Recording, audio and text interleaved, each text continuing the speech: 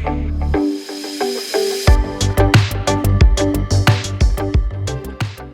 दोस्तों, मैं दिव्य शर्मा स्वागत करता हूं आपका करंट अफेयर के सेशन में, जहां आज हम कुछ महत्वपूर्ण हेडलाइंस के बारे में डिस्कस करेंगे और ये भी सीखेंगे कि कौन कौन से की पॉइंट्स हैं जिन्हें हमें याद करते हुए चलना है।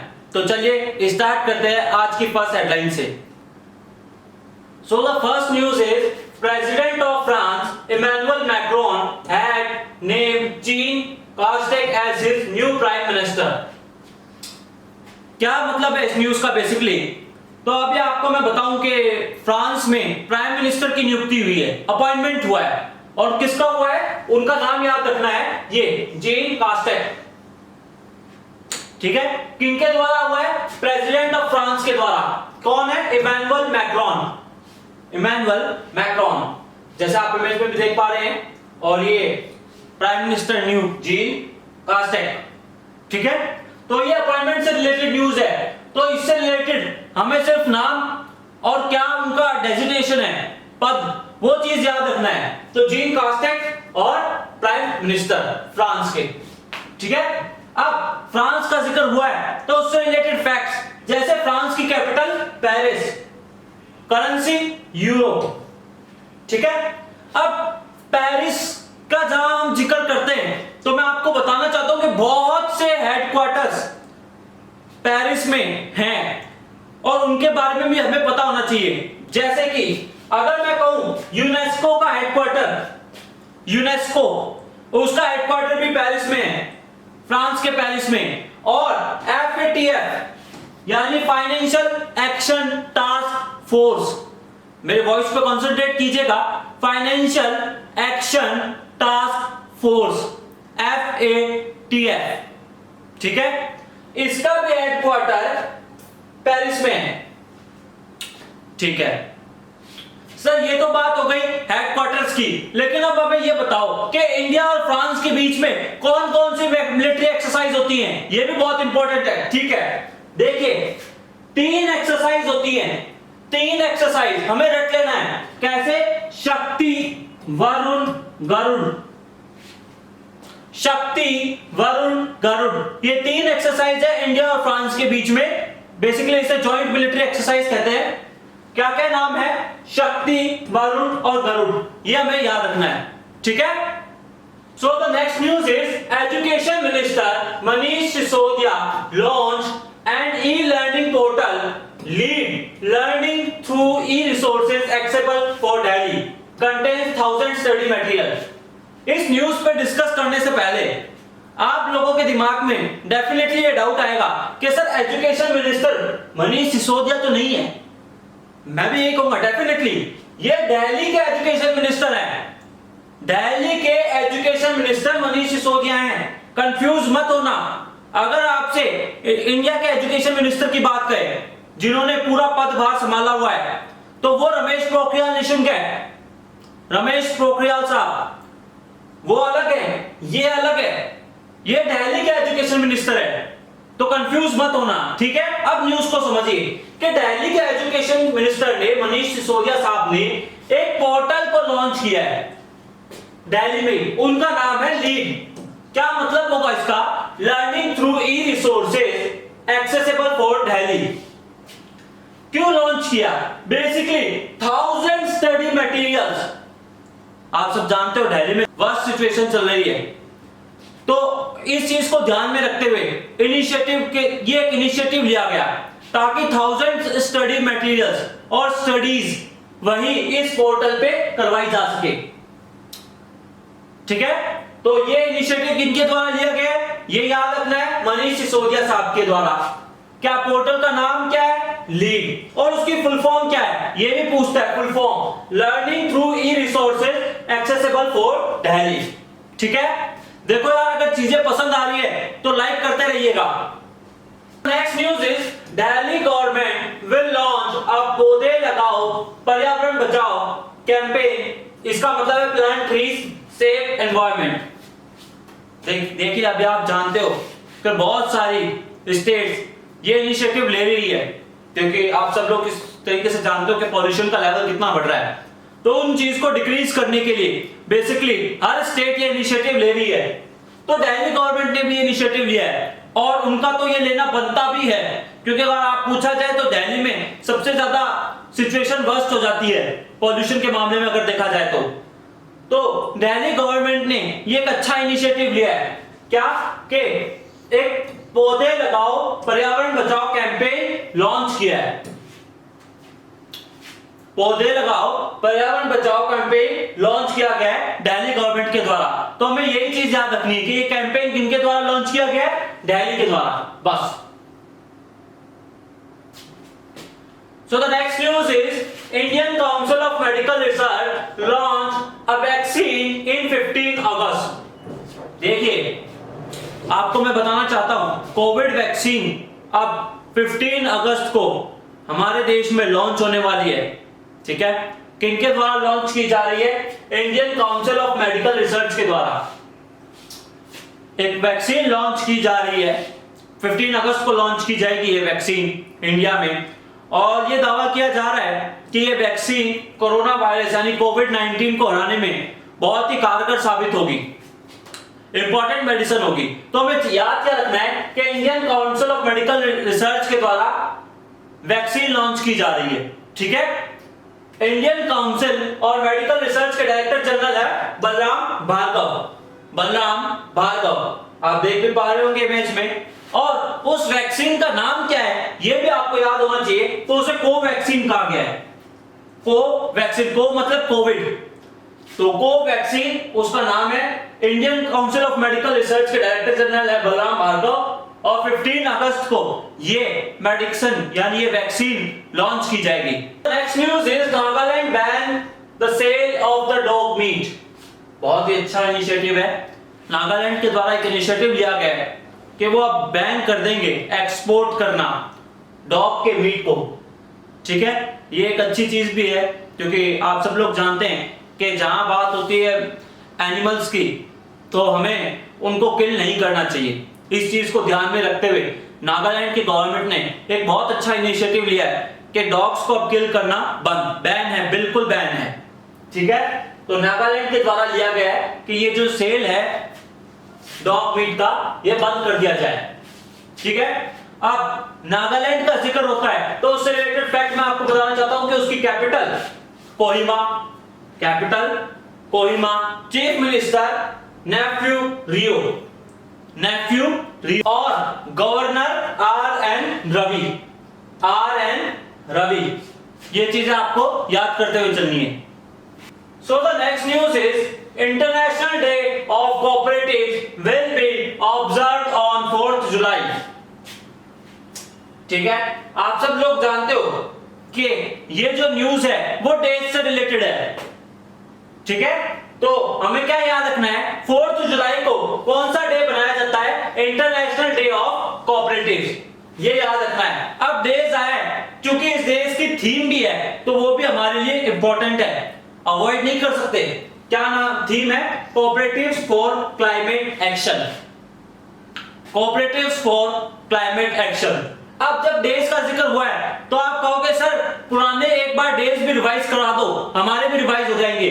बिल्कुल, तो देखिए फर्स्ट और सेकंड अभी 2 दिन ही गए, अब आपको चीजें देखना याद कैसे होने लगेंगी। ठीक है, अब 1 तारीख को हम क्या बनाते हैं, नेशनल सीए डे यानी चार्टर्ड अकाउंटेंट डे, हम सब लोग जानते हैं, अभी रिवाइज किया था। और नेशनल डॉक्टर्स डे, ये भी हम लोग जानते हैं। अब 2 जुलाई को क्या बनाते हैं हम, world sports journalist day, world sports journalist day. एक बार फिर से रिवाइज कीजिए, 1 तारीख को नेशनल चार्टर्ड अकाउंटेंट डे और नेशनल डॉक्टर्स डे, 2 तारीख को वर्ल्ड स्पोर्ट्स जर्नलिस्ट डे। ठीक है, अब आपको ये चीजें समझ में आ रही होंगी। देखिए मैं भी कोई याद करके नहीं आया हूं, मुझे भी ये याद हो रहा है। आप मल्टीपल टाइम रिवीजन करेंगे तो चीजें अपने आप लर्न होने लग जाएगी। ठीक है, और 4 जुलाई को नेशनल डे ऑफ कोऑपरेटिव्स, इसको भी हम अगली न्यूज में इंक्लूड कर लेंगे, international day of cooperatives 4 July. ठीक है, world bank has approved 750 million MSME emergency response programme for MSME in India. क्या मतलब है? वर्ल्ड बैंक ने एक लोन अप्रूव किया है एमएसएमई के लिए, ठीक है, एमएसएमई के लिए एक लोन अप्रूव किया है। तो हमें याद रखना है कि किसके द्वारा किया गया है? वर्ल्ड बैंक के द्वारा। पहली चीज तो ये, कितने का किया गया है? 750 मिलियन का। किनको किया गया है? एमएसएमई को, ठीक है। अब आप कहोगे सर एमएसएमई के मिनिस्टर का आपने हाल ही में डिस्कशन किया था, एक और बार रिवाइज करवा दीजिए। बिल्कुल, देखिए एमएसएमई के मिनिस्टर नितिन जयराम गडकरी, नितिन जयराम गडकरी, ठीक है। अब एमएसएमई के मिनिस्टर्स का भी पता चल चुका है हमें, लेकिन इससे रिलेटेड और क्या क्या फैक्ट्स हमारे लिए इंपॉर्टेंट हैं। तो देखिए हाल ही के दिनों में उद्यम पोर्टल, इसको भी रिवाइज करते रहेंगे हम, उद्यम पोर्टल लॉन्च किया गया था एमएसएमई के द्वारा उनके एम्प्लॉइज के लिए। ये न्यूज भी डिस्कस हुई थी। और अगर वर्ल्ड बैंक के प्रेसिडेंट का जिक्र हो तो उनका नाम है डेविड मालपास, डेविड मालपास, ठीक है। और उनसे इंपॉर्टेंट फैक्ट देखिएगा, देखिए हम किस तरीके से न्यूज को कनेक्ट कर पा रहे हैं, चीजें कनेक्ट हो रही हैं, आप खुद नोटिस कर पाएंगे।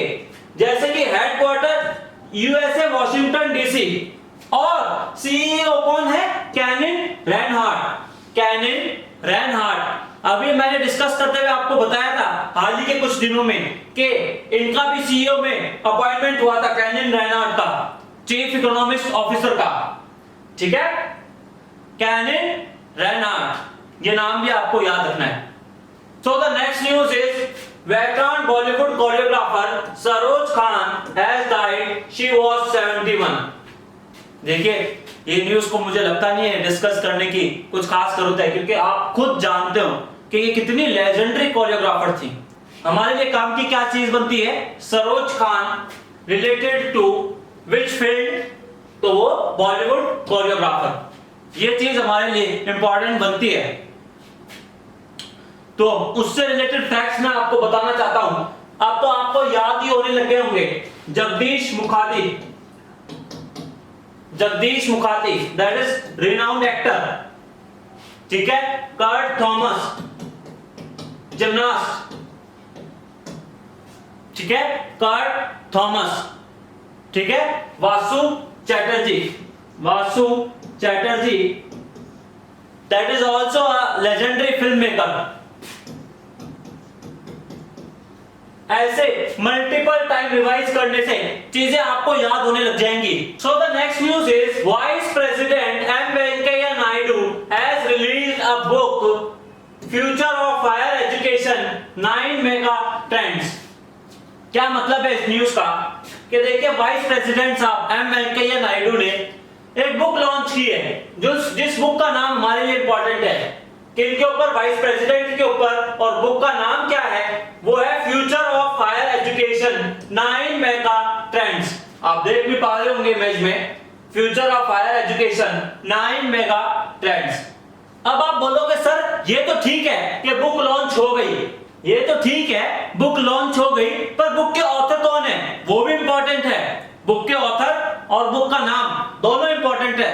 तो ऑथर है सीएवी पठाभी राम, सीएवी पठाभी राम, ठीक है। So the next news is IIT Kanpur has developed an innovative virtual classroom titled Mobile Master Ji। क्या मतलब है इस न्यूज का? आपको शॉर्ट शब्दों में समझाऊं तो आईआईटी कानपुर के द्वारा एक इनिशिएटिव लिया गया है, एक ऐप लॉन्च की गई है जिसका नाम है मोबाइल मास्टर जी। आप सब लोग जानते हो अब ऑनलाइन का जमाना है और चीजें बहुत ऑनलाइन पे डिपेंड हो रही हैं। तो बेसिकली सिचुएशन कोविड-19 की अभी भी सही नहीं है, तो बच्चों को एजुकेशन से कनेक्ट करा जा सके इस तरह के डिफरेंट पोर्टल या तो आईआईटी इंस्टीट्यूशन द्वारा या स्टेट के द्वारा लॉन्च किए जा रहे हैं, ताकि उनके लिए हेल्पफुल हो सके, कहीं वो पढ़ाई से डिस्ट्रैक्ट ना हो पाए, पढ़ाई से भी वो लिंक कर सके। इन चीजों को ध्यान में रखते हुए आईआईटी कानपुर ने लॉन्च किया है मोबाइल मास्टर जी ऐप को, ठीक है। आप इमेज में भी देख पा रहे होंगे मोबाइल मास्टर जी, वर्चुअल क्लासरूम सिस्टम है बेसिकली ये, ठीक है। अब आईआईटी का जिक्र हुआ है तो आपको मैं नाम लिखते ही आपको चीजें याद होने लग जाएंगी। कैसे कि सर आईआईटी बॉम्बे से रिलेटेड एक फैक्ट है, मैं कहूंगा बिल्कुल है। आईआईटी बॉम्बे को क्यूएस रैंकिंग के द्वारा टॉप में रखा गया है आईक्यू लेवल पे, ठीक है। क्यूएस स्टैंडर्ड रैंकिंग है, क्वालिटी स्टैंडर्ड रैंकिंग के द्वारा टॉप पे रखा हुआ है। किस चीज के लिए? आईक्यू लेवल पे। President of Russia Vladimir Putin has been recorded a victory in recently election until 2036। अब आप अच्छी तरीके से जानते हैं कि रशिया के प्रेसिडेंट ने एक रिकॉर्ड ही क्रिएट कर दिया है कि आप वो रिकॉर्डेड विक्ट्री के थ्रू जीते हैं 2036 तक। तो मुझे नहीं लगता कि उन्हें इलेक्शन से कोई हरा पाए, ये अच्छी बात भी है। तो हमें क्या याद रखना है कि प्रेसिडेंट ऑफ रशिया स्टिल री-इलेक्टेड वही के वही हैं। कौन है? Vladimir Putin. ये चीज हमें याद रखनी है। किसके? रशिया के, ठीक है। अब रशिया का जिक्र होता है तो आपको सर कंट्रीज का नाम आ चुका है, कहीं ऐसा तो नहीं कोई एक्सरसाइज हो मिलिट्री की? बिल्कुल, देखिए एक्सरसाइज है इंदिरा और एवियेंद्रा। किसके साथ? ये किसके साथ है एक्सरसाइज? इंडिया के साथ। इंडिया एंड रशिया, इंडिया और रशिया के बीच में जॉइंट मिलिट्री जो एक्सरसाइज है उसका नाम है इंदिरा और एवियेंद्रा, ठीक है। बेसिकली आप देख भी पा रहे होंगे, IN से इंडिया और RA से Russia. India Russia, India Russia, ठीक है। अब और एक और फैक्ट याद रख लीजिएगा कि जो 12th ब्रिक्स समिट है, 12th ब्रिक्स समिट वो भी रशिया में होगी। अब ब्रिक्स को सर याद कैसे करें, कैसे ब्रिक्स समिट याद करी जाए? तो आपको मैं बता दूं, ये ब्रिक्स समिट जो होती है वो एक क्रोनोलॉजिकल ऑर्डर में चलती है। पहले ब्राजील में, फिर रशिया में, फिर इंडिया में, फिर चाइना, फिर साउथ अफ्रीका, वापस ब्राजील। आप समझ पा रहे हो? तो अभी 12th ब्रिक्स समिट है, कैसे हुई? 1 2 3 4 5, फिर 5 यानी 10 हो गए। 11वीं ब्राजील में हुई थी, 12वीं रशिया में होगी अब, और 13वीं हमारा प्यारा भारत इंडिया होस्ट करेगा। क्रोनोलॉजिकल ऑर्डर में चलता है यही ऑर्डर मेंटेन होगा। ऐसा नहीं कि कभी मन हो गया तो साउथ अफ्रीका में, बहुत कम चांसेस होते हैं। अगर सिचुएशन खतरनाक हो जाए तो ये चेंज करते हैं, अदरवाइज क्रोनोलॉजिकल ऑर्डर में ही चलती है, ठीक है। तो ये चीज भी आपको याद रखनी है। So that's it for today's news. I hope you enjoyed this session. So please like, share or subscribe our channel to get more notification about this video. Thank you so much.